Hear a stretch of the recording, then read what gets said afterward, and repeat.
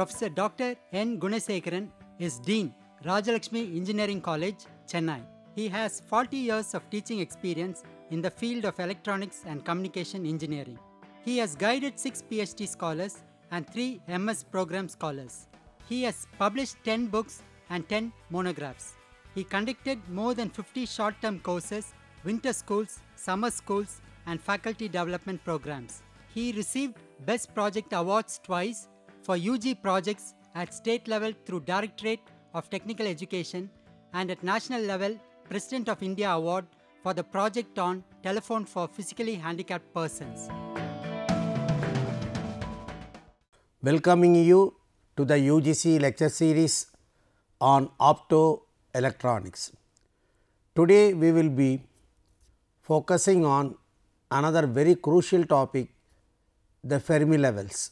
Fermi levels playing a very important role in deciding the electrical property, material property, physical property, and also in all many applications. We are going to discuss fairly in detail about the definition of Fermi level, what is Fermi level in the case of metals, and later on we will discuss a similar topic in semiconductor as well, because this Fermi level plays a very crucial role, whether it is a simple semiconductor or semiconductor used for optoelectronics. It does not matter. After all, Fermi level we are going to define in a very interesting way, and whatever the definition details we are discussing, it is totally applicable for all optoelectronics at a later stage as well. So, before we start with the Fermi level, just very briefly review what we said in the previous discussions. We talked about energy band. Energy band is an outcome of the reduction of interatomic distance. Interatomic distance, when it is brought down to 0 level, the discrete energy level of atoms undergoing a broadening effect, thereby the broadened energy band overlapping each other, thereby a band formation has taken place. This we discussed elaborately already.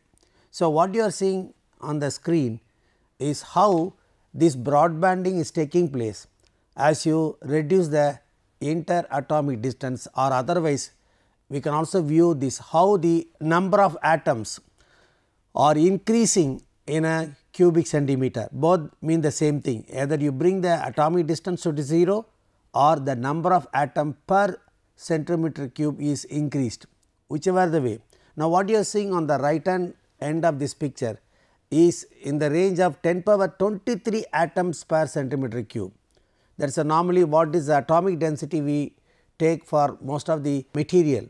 So, when you reach a range of 10 power 23 atoms per centimeter cube, the broadbanding or band formation has taken place. Now, the broadbanding and its consequence we can also look upon in yet another modeling, what is called potential well model. Rather, this is much more a simpler model which will enhance the understanding of younger students. Now, what you are observing, it is the energy level diagram in the form of energy well. There are 3 wells are shown, each one correspond to the atom, the nucleus of each atom. There are 3 atoms we are considering, and their gap between the atoms are almost at the level of interatomic distance, because we are now talking about the bands. The moment band comes, automatically the interatomic distance becoming 0. Now, what is very interesting thing in the diagram, this is a very simple diagram, but very powerful diagram conveying the message. Well, when you see the diagram energy levels at the lower level E1, what is shown is E1 to E2, E3, E4, E5 like that, but do not attribute any specific values. When it at the lower level, energy level at the lowest part, whenever atoms are at its lowest level, it is stable. Understand the statement, whenever atoms are at the lowest level, it is said to be in stable state or in equilibrium state. Once atoms are excited by receiving energy from external agency or by external temperature, the atom reaches higher energy level. The higher energy level says the absorption of energy by the atom from the external agency. At the same time, it become more unstable. Atom become unstable once it gets excited. No doubt we do get lot of advantages, lot of applications out of it, but the fact is it becomes unstable. So, before the atom comes back to its stable state, what is otherwise called equilibrium state, all the activity is taking place, like absorption, like a emission, like a condension, all activity what we are going to talk about in electronics, all are occurring only in this unstable state, that is whenever atoms are disturbed from its equilibrium. Please understand, every statement has got different meaning, how you look at. When atom gains energy, it has to gain energy, then only it can execute certain useful work. So, gaining energy is an advantage, but after gaining energy it is not going to be in the new state, rather what we identify as unstable here does not mean the wrong sense. It is stable, it is unstable. At stable, it is at the 0 level. At unstable, it gained energy and free to move. Unstable means it is free to move around the material. By moving, it does many jobs. So, by going to the higher level, the freedom is enhanced and it does many work. But what is more interesting, this all we discussed in the previous discussion as well, but what is more interesting you have to observe, as the energy levels are going higher, you see there is a commonness of energy band. The blue band what you are observing at the E5, you can see there is no actual value for E5, but just assume at E5 there is a commonness, there is no unique band for any one atom. This is very crucial point. Also observe that this commonness we call as a valence band. So, valence band is where the mobility enhances, the commonness is brought into picture, or what is otherwise called the uniqueness of atom is lost. When electron is moving in the common band, we do not know this electron belongs to what atom. It is common to all the atom and it is moving in a common band. So, thereby it moves very comfortably, randomly, and thereby improves the conductivity of the material and hence a current in the material. And what you see further, so valence band is a starting point, whereupon if you apply more energy, then it goes further to the conduction band where conductivity is the highest. So, this picture is a very interesting picture, but it is very simple. Thereby it says application of energy to the electron or absorption of energy by the electron promotes the electron to a higher conduction bands, thereby its mobility is the highest, and that mobility we are using for the operation of various semiconductor application. So, it is a very interesting diagram, but it may not be useful for analytical purpose. So, we do go for some other method also for doing the analytical calculation. Now, what we said, it is the same thing what we see now, it is a stripped off portion of the top portion. If you strip off the top portion of any one atom, what you are seeing here, it is expanding becoming a common band. So, if you confine ourselves to the topmost portion, that is conduction band, may be a gap, may not be a gap depending upon the material, and valence band. That is exactly what you are observing here. Here we confine ourselves as if the electrons have acquired energy, now they are ready to move around. So, thereby this categorization we already done, we need not repeat it, but what we have to focus only on conducting material, where we are very clear that there is no defining energy gap. Energy gap is a barrier, energy gap is a blockage. So, energy barrier blocks the freedom of the electron, unless otherwise you pay extra energy, the energy gap cannot be crossed, but such energy gap is not available in conductors. It is there in semiconductor, it is there in insulator. There are certain very important consequence out of it that we will see little later. So, in conductor, that is metal, there is no energy gap at all.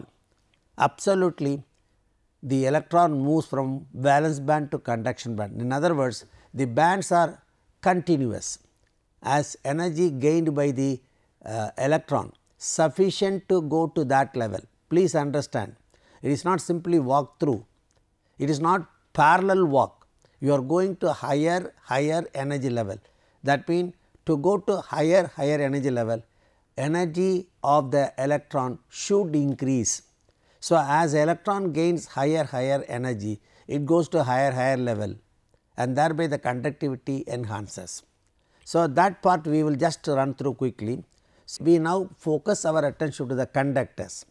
In conductors, the electrons are partly in valence band occupied and partly in the conduction band.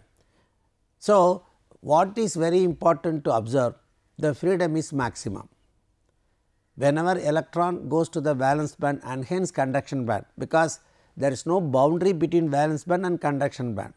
These are all named mainly for semiconductors, but there is no such boundary between conduction valence band. So, they simply go up, the only condition they should gain energy, because all these bands are quantized, all the bands are labeled as different energy levels.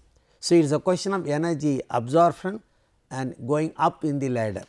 Again I am focusing on the understanding of this subject. There are various models we are introducing. One model, the energy band model, another model, the potential well model. So, we do introduce various model. A little later we are going to bring the Fermi Dirac function also. These various models are brought in, the various analyses are brought in only to strengthen your understanding. But are the electron looking like this, what we described in the model in the original material? Well, that is a very interesting question, we cannot say yes.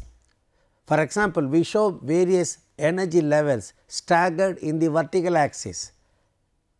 Electrons are staggered in the vertical axis, indicating electrons are gaining energy and that energy making the change in the state of electron. Electrons are moving at lesser speed, electrons are moving at a higher speed.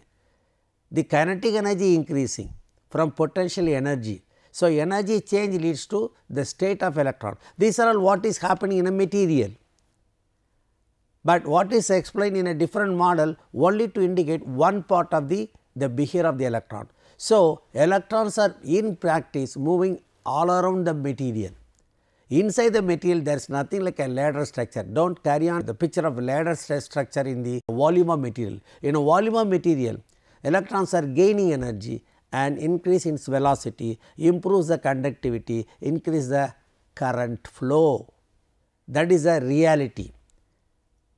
How electron gaining energy, how it become a more energy content, how it is achieving higher velocity, these are all another way of explaining using the energy well. So, we also showed another model last time, if you remember, we brought the electron gas model. Electron gas model is another powerful model to emphasize electrons are free. Electrons are free to move around the nucleus. The freedom is indicated by gas. Gaseous state among all other state is a state indicating the freedom. So, you can see the carriers in the nucleus, which is at the central portion surrounded by a gaseous space full of electrons, and movement is extremely high. The same is indicated by another diagram as well. Here what is the situation of the whole structure before it gets energy and after it gets energy. That what is indicated by ground state, and excited state is a state after achieving energy. So, this is another model where what we are telling, electrons are becoming more mobile by absorbing energy. So, the energy gas model is yet another model to indicate the mobility increase due to absorption of energy. And by the movement of such electron, we do not say the medium is 100% zero resistance. It is offering resistance, but very low. With that resistance, there is a dissipation of energy. Velocity of electron increases with the absorption of energy.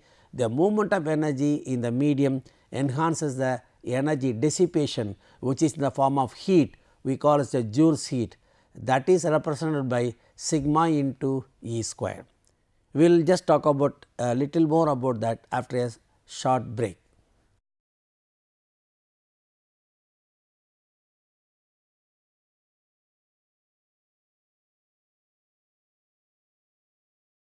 Welcoming you after the short break to continue our discussion on the Joule's heat. As I told you, electrons are moving in the medium. Medium offers some resistance. So, it is simply Ohm's law, I square R laws. With the more velocity gained by the electron moving fast, there is a rubbing friction occurring in a material medium. This friction leads to what is called the Joule's heat loss, which is given by sigma E square. Now, we bring a new term called sigma. Sigma is a material constant. It talks about the property of the material, that is conducting material. So, how much the medium is conducting, that is indicated by a factor called conductivity, and especially in conductors, an ideal conductor, the conductivity should be infinity, or we can say the resistance is 0, but none of them is really the fact. So, the medium definitely offers some resistance, thereby the loss occurs.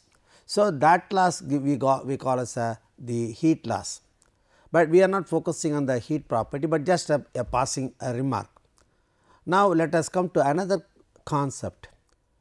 What we are now going to focus, how the motion of electrons is observed in a metal medium. Okay.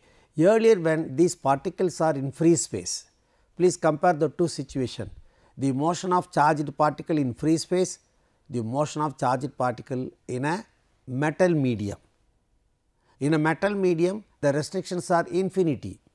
We cannot compare the freedom enjoyed by an electron in free space and in metal. Thereby, the analysis will be totally changed. In a free space, we consider the force on a moving charged particle due to electric field, due to magnetic field, we add the field forces and equate that force to the Newton's law F equal to ma. So, mass into acceleration, that is force, is equal to the force contribution due to the existing electric field, the force due to the existing magnetic field, and also velocity is involved. Well, all this meticulous formula is used in our electron dynamics to work out the velocity of electron overall, but the total discussion becomes invalid when you bring into a situation where electron is moving in a conducting medium. Each electron is surrounded by a pool of electron. The density is in the range of 10 power 23 electrons per centimeter cube. So, the complication is enormous. So, we cannot adopt the method what we done in free space. So, we adopt another concept based on energy conservation, but I am not going to deal very detailed, just an outline, because in all probability you should have come across that sort of analysis, but just an indication, overall observation of the movement of electron in a conducting medium. So, in a medium there are a lot of atoms. Atom involves a nucleus becoming positive. So, a positive nucleus surrounded by a cloud of electron, and these electrons are moving in a roughly in a circular orbit or spherical orbit, and these electrons are offering a negative charge. This is a general picture we have been following right from the beginning, and there is a potential we are attributing to each electron or potential energy. This potential energy of this electron is decreasing radially when you go away from the nucleus. As you go away from the nucleus, the energy becoming reduced. So, thereby the overall profile of the electron is equally controlled. If you remember, we derived an expression between the radius and the potential energy possessed by an electron. So, potential at a distance varies inversely with respect to distance, and for all our rough discussion we assume the potential is 0 at infinity and potential energy of electron is minus qV. These are some of the very standard statements in basic physics, and potential at any point is negative. We start 0 from infinity and we move towards a nucleus, and this energy, which is nothing but work done by an electron, that energy we identify as a negative energy. Now, do not bother about so much detail about this analysis. We are not going to discuss the analysis in detail, but we will hint the rough structure of the potential well, and we will take the conclusion. What is the important conclusion? Just observe this potential well, which you are very familiar in your physics subject.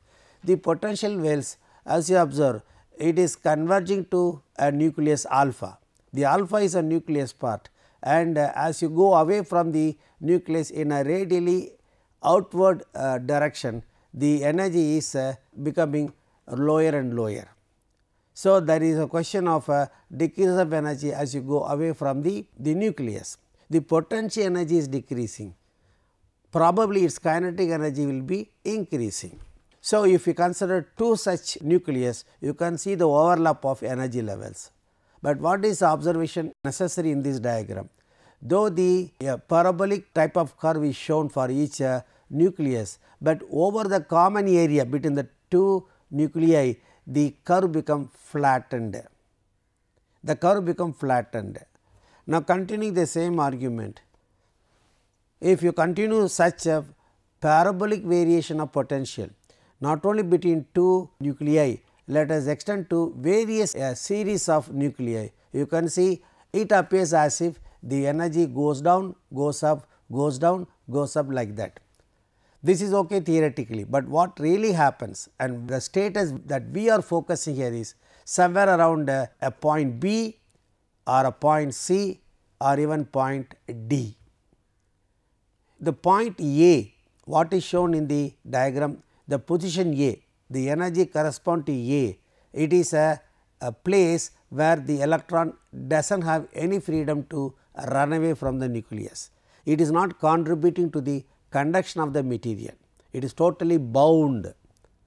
It is totally bound to the nucleus. As it gains energy, it comes out over the mountain, and when it is somewhere in the range of B, if the energy correspond to the B level, it is free to move around. It move around in any part in the total volume of material. When it is at the point C, it is facing a problem. The problem it faces is what is called a potential hill, barrier. It is hitting the surface becoming a barrier, an electron cannot escape. An electron cannot escape. What can happen? It bounces back and return to the material. And what is the last one which we should identify? The level D. If the electron possesses the energy correspond to D, it is capable of simply escaping from the medium itself, that what we identify as emission. So, these various conclusions we are concerned, forget about the analysis. What are the conclusion? When energy level is low, correspond to A position, the electrons are bound to the nucleus, it cannot escape and they do not contribute to the conduction of the material.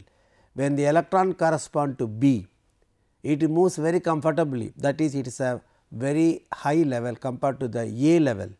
So, it is enjoying freedom.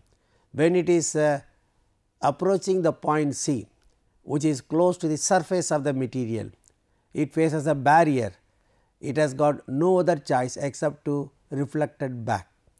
Lastly, or sometimes it may be collected at the surface also, that possibility also there, that what we call as a surface charge density or surface charge. If it is a point of D, then it escapes like emission. These are the various stages we have to remember when you are discussing about the conduction of metal in a material. So, inside a material, the potential is same, there is no potential difference from point to point. When I say please remember, there are various statements we are bringing in parallel, the meaning remains common only. When I say inside the metal, I mean we are almost in the valence band, the energy corresponds to a valence band. That means electrons are moving very freely inside the material. That means there is no obstruction. That means the potential difference will be 0. Please understand, only when there is no difference at all between the point to point, then electron never faces any opposing force. So, thereby the movement become easier and energy density also uniform. If you take per cubic centimeter, energy density becoming uniform. Why we are talking about the energy density? Now, we are slowly moving towards a analysis where we want to know how many electrons are there in a material called conductor per centimeter cube. How many energy levels are there? How many energy levels are filled? These are the statistics we are going to do now. So, number 1 we want to know the electron density, number 2 we want to know the density of energy states, and number 3 is there any mechanism by which we can find out how many levels are filled and how many levels are vacant and by what means these energy levels are filled. These are the things we are going to discuss with the mathematics as well. Again the common platform is energy input increasing, freedom increasing, electrons are conducting. That is a common platform, and whenever potential barrier coming, electron reflecting back, and unless it gains more energy, escaping from the metal is ruled out. So, thereby we distinguish between a bound electron and a free electron. As long as energy carried by the electron is lesser than the energy correspond to the potential hill or barrier height, it is always inside the metal. It may be moving, but it may be bouncing back and forth. Conductivity is still there, but escaping is a different situation where it become a emission process. So, that what we discussed. So, the potential model is a very good model for a easy understanding for a beginner, and at the same time one should not forget, we do compare this model with the energy band model, we do compare with the gas model, so that there is a parallelism between these discussions. Now, what you are observing a clear indication of the hill which is faced by an electron when it is approaching the surface. Please understand, surface is the boundary between a conducting medium and a free space. A free space for all purpose we take as a dielectric medium. Now, let us not go into that dielectric medium property, but we are now bothered about the boundary. It is a wall, we can say for all purpose it is a wall whereby electron hits on the wall and it is reflected back. So, that is the story of the conduction energy relation. Now, we have to go about a mathematical analysis, how this electron density and electron levels can be calculated. That we will continue in our next discussion. Summarizing what we discussed today, we have discussed the concept of energy wells to understand how the electron behaves when they acquire different quantum of energies. With less energy, electrons are still bound to the nucleus, they cannot escape. With more energy, they get the freedom of moving around the metal. If energy acquired is more, then they show the capability of escaping from the metal surface itself by emission process. Here we have few questions for you. What is the order of electron density? Number I am asking, what is the order of electron density to really implement the band energy concept? What is a potential well? Why we use this model? What is the advantage of this potential well model? What is an equipotential medium? Of course, I am referring to the metal. We are talking today, we talked about only metal. So, how you say a metal is an equipotential medium? Equipotential means everywhere potential remains same. And what is the potential hill in a metal medium? Actually, it is not inside the metal.